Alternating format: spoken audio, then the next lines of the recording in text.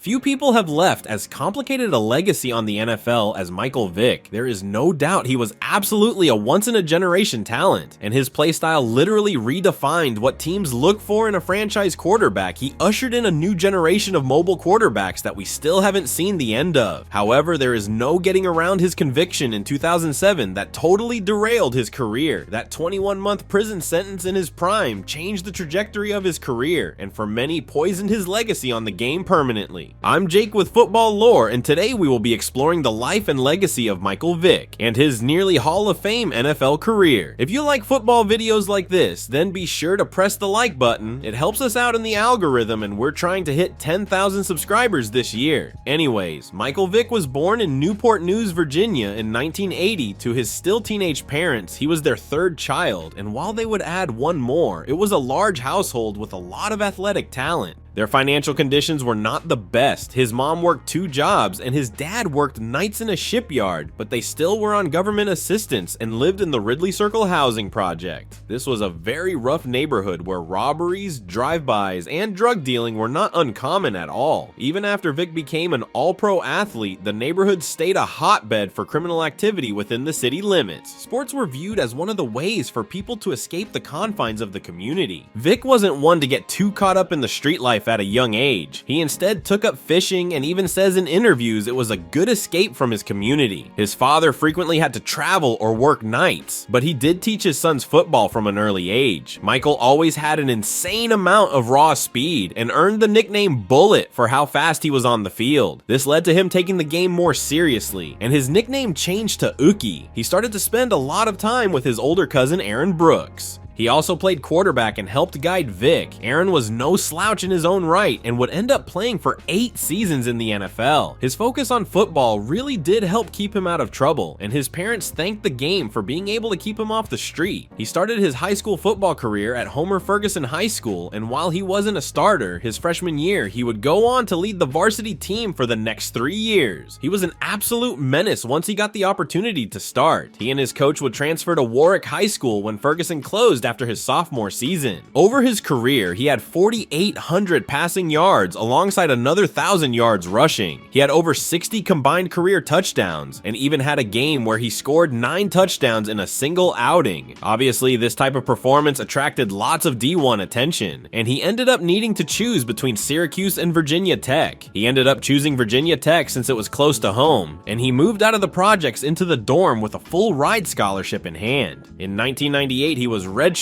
while he adjusted to college life, but in 1999, as a redshirt freshman in his first game, he had 3 rushing touchdowns in just 1 quarter of play. He ended up hurting his ankle after front flipping into the end zone for this 3rd touchdown and missed the remainder of the game. That performance, however, was a sign of things to come. He led the Hokies to an 11-0 record with 1,800 yards and 12 touchdowns through the air and 600 yards rushing with an additional 8 touchdowns. They earned an appearance in the Sugar Bowl but lost to Florida State. He had led the entire NCAA in passing efficiency and set the record for freshmen in NCAA history. He won college football's MVP award and finished 3rd for the Heisman shortly after. He actually matched Herschel Walker for the highest Heisman voting finish for a freshman in the award's history. Obviously, after this year, people were very excited to see how he would play in what would only be his sophomore year. He continued to dominate the competition on a level not seen from a hybrid-style quarterback. In the 2000 season, he had 1,400 yards passing and 9 touchdowns, with another 600 yards rushing with 9 touchdowns on the ground. In one game against Boston College, he rushed for 210 yards, and in his performance against West Virginia, he accounted for 300 yards of total offense. This season culminated in the Toyota Gator Bowl, which the Hokies won, with Vick being named MVP. After this, he decided to declare for the NFL draft. After all, his family was still living in the housing projects, and his rookie deal would be millions of dollars. Even though he was only at Virginia Tech for 2 seasons, he still was inducted to their Hall of Fame in 2017. One of the last things he stated after making his decision to enter the NFL draft was that he wanted to buy his mom a house and a car. And with how well he had played, NFL teams were lining up for a chance to have him take over their franchise. When he had his pro day, it was one of the highest attended pro days in football up to that point. It was an entire event broadcasted on local TV. At this pro day, he blew people away with his record 4.33 40-yard dash, which is the fastest ever for an NFL quarterback. This led to the Atlanta Falcons selecting Vick with the first overall pick in the 2001 NFL Draft. This made him the first African-American quarterback to be taken with the top pick in history. They had actually traded with the San Diego Chargers to move up to the top spot to make sure they secured Michael Vick. Fans of the franchise were elated and knew they were going to be entering a new era when it comes to the on-the-field performance. This wasn't the only sport he was drafted in. He hadn't played baseball since the 8th grade, but that didn't stop the Colorado Rockies from drafting him in the 30th round of the MLB draft. Obviously, he didn't go down this path, and instead signed his 6-year, $62 million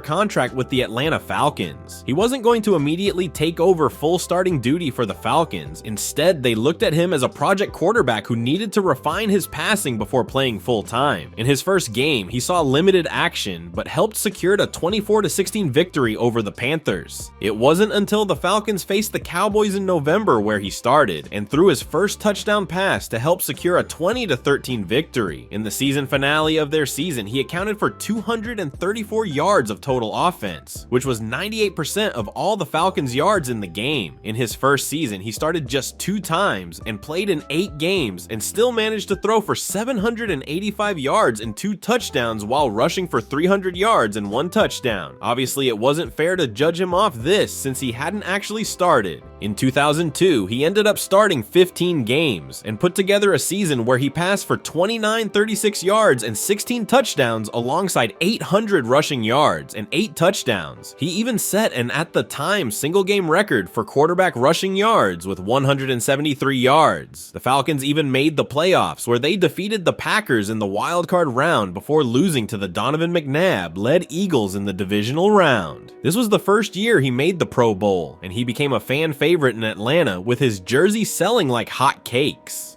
In 2003, Vick unfortunately wound up fracturing his fibula in the preseason against the Baltimore Ravens. He missed the first 11 games of the season, but the Falcons would miss the playoffs due to using a backup quarterback for most of the season. In his limited play, he still put together a season with 600 passing yards and 250 rushing yards for 5 touchdowns. Considering how mobile Vick was, some thought that his fractured fibula would destroy his playstyle and leave him incapable of playing an entire season with his playstyle, but 2004 would change everything. In 2004, he set the league on fire with 2,300 yards in the air with 14 passing touchdowns. He ran for additional 900 yards and 3 touchdowns as well. The Falcons finished with an 11-5 record, and he even ended up being on the Madden cover that year. He set a postseason record for quarterback rushing with 119 yards in their divisional rout of the Rams. He ended up guiding the Falcons all the way to the NFC Championship game where they fell to the Eagles yet again. His performance was so great that the Falcons gave him a 9-year, $130 million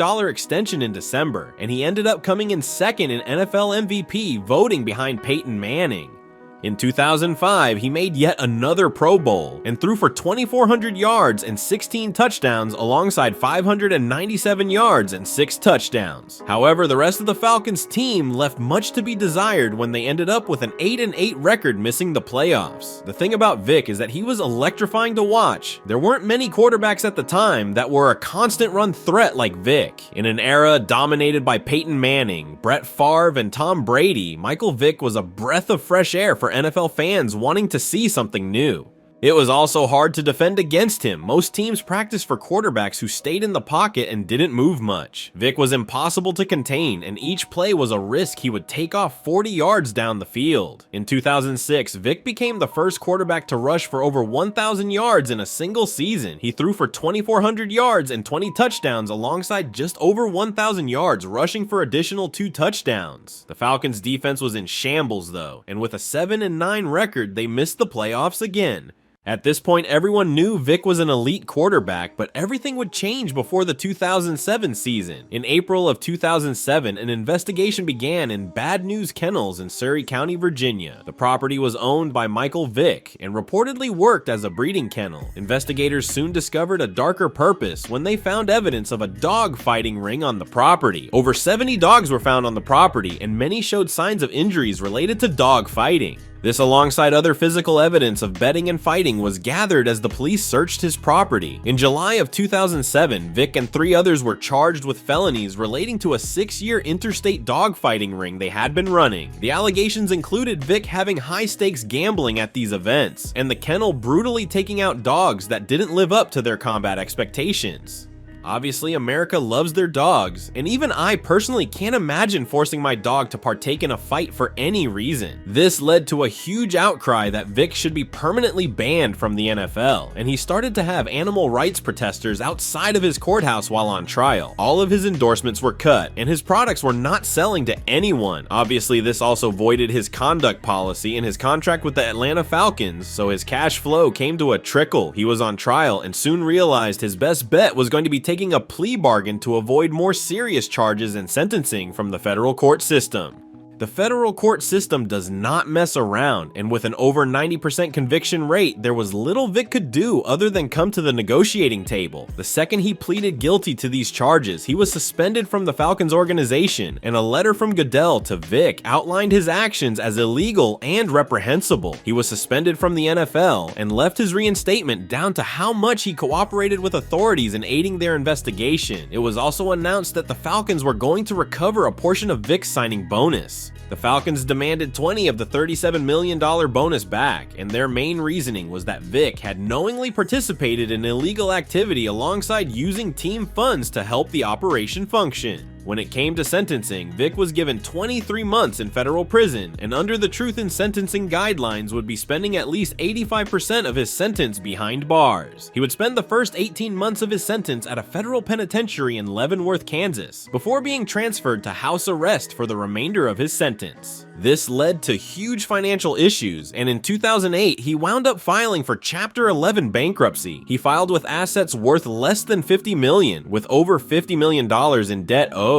This debt was restructured, and while it was less, it left him with bills in the millions of dollars he was going to have to pay off when he got out of prison. It meant he had to figure out a path back to the league upon his release, or he would be trying to pay off this debt forever. While he was on house arrest, he took a $10 an hour construction job for a few weeks, and also helped with a fitness program at the local Boys and Girls Club. Even at the end of his sentence, he was given 3 years of probation, but once he had officially served his sentence, he was free to petition the league to be allowed to play once again. He had spent 2 years in prison, but still wanted to return to an NFL field and get back to the career he loved. He had learned from his past mistakes and wanted another chance. He knew what it was like to be down at the bottom and really thought he was still capable of playing on an elite level. Something inside him pushed him to not give up, even though everything in the world was pushing him to give in. He kept up with his workouts and kept up with his jobs to support his family as he kept his sights aimed at the NFL once again. No matter which way people looked at him, he knew what he was capable of and wasn't going to stop until he was back on Sunday Night Football doing what he loved for millions to see.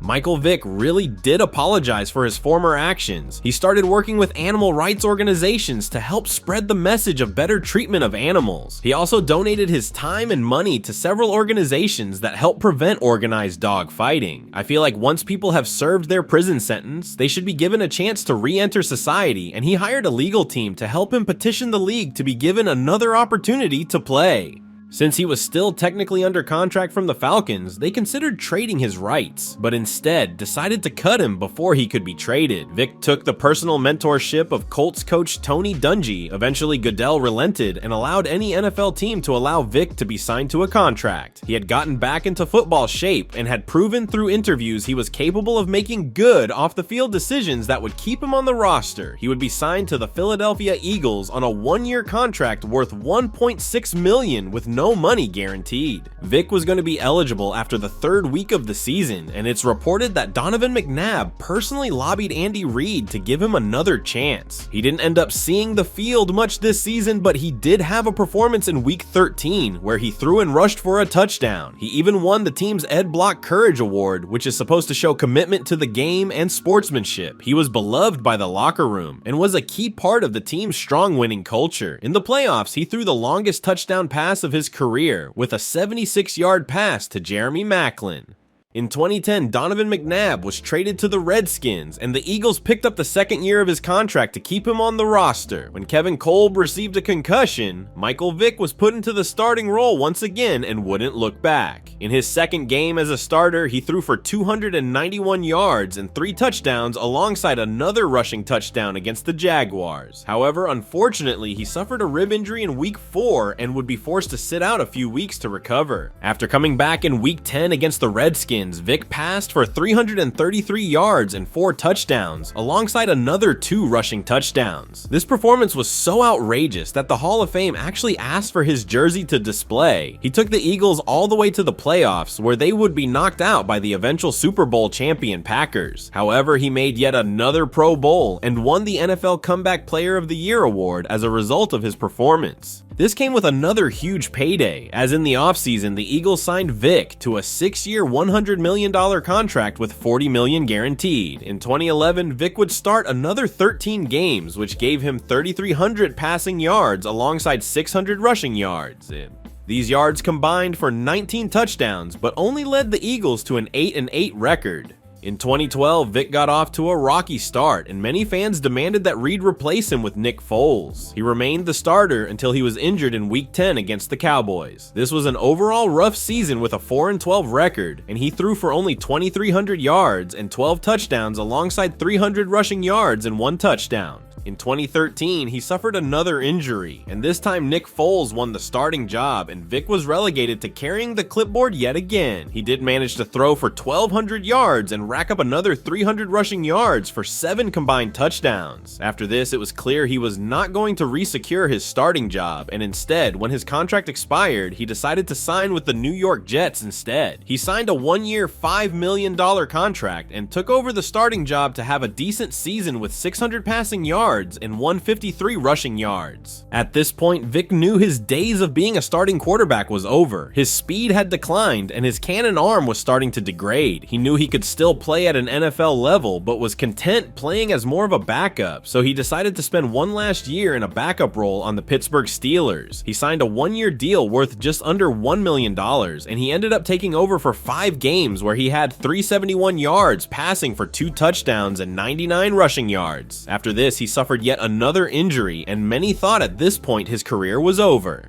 He did put out a statement saying he wanted to play one more season, but throughout the entire 2016 season, no teams displayed interest, so he officially retired from football in February of 2017. He did sign a 1-day contract in June of the same year with the Falcons, just so he could retire as a Falcon officially. After his NFL career, he did stay involved in football. He ended up playing in the American Flag Football League and participated as a coaching intern with the Chiefs the same year. When the Chiefs training camp ended, he wound up signing a contract with Fox to help with their NFL broadcasts. He also got his own reality TV series, The Comeback Kid, on BET that helped pad his bank account while also helping repair his image with supporters. It follows him helping mentor numerous at-risk youth and help prevent them from going on the same path he did. He used this newfound momentum to launch a clothing brand and book speaking tour engagements at corporate events. He also ended up purchasing equity in Todd Gurley's franchise of gyms that ended up paying off pretty well. Since declaring bankruptcy and having his court debt, he has paid it off and managed to build an impressive $16 million net worth. In 2018, he also signed to become an offensive coordinator with an AAF team. However, once his Fox deal ran out and the AAF didn't work out, he took a step back from professional football, instead turning his attention towards sports management. As of 2022, he is working as an athletic development executive for a sports management agency that specializes in football. He is still somewhat involved in the game and uses his experience to help guide powers to a more productive path that prevents them from making the same mistakes. In his personal life, he does own a charitable foundation called the Vick Foundation that sponsors after-school programs in the Atlanta and Newport News area. Michael Vick is also married to his longtime wife, Kehafa Vick. She had been in his life through all of the ups and downs, including his time spent in prison, and the two were married in 2012 in Miami. He had 4 children and spends a lot of his free time being a present dad who is involved in all of the aspects of his children's lives. On top of this, he also has opened an animal sanctuary that uses the proceeds of his business to fund their operations. He really is the definition of a comeback hero, and his ability to use his mistakes as a learning experience is something we should all take a bit from. His bounce back to elite NFL player, even after being away from the game for years, is not something that anything but the most talented athletes would be able to pull off. And while I don't think he'll eventually have a bust in Canton, I do think Michael Vick is an important piece of football history we should all remember. That is the story of Michael Vick. If you enjoyed this video, you should press the like button and comment down below. We post football documentaries like this twice a week and are really trying to hit 10,000 subscribers this year, so if you could help us by subscribing and turning on notifications, we would really appreciate it. If you liked this video, the last one we posted was about an incident that occurred in 2005 where the Vikings ended up throwing an insane party on a houseboat where a few of them ended up catching misdemeanor charges. Check it out. Thank you so much for watching.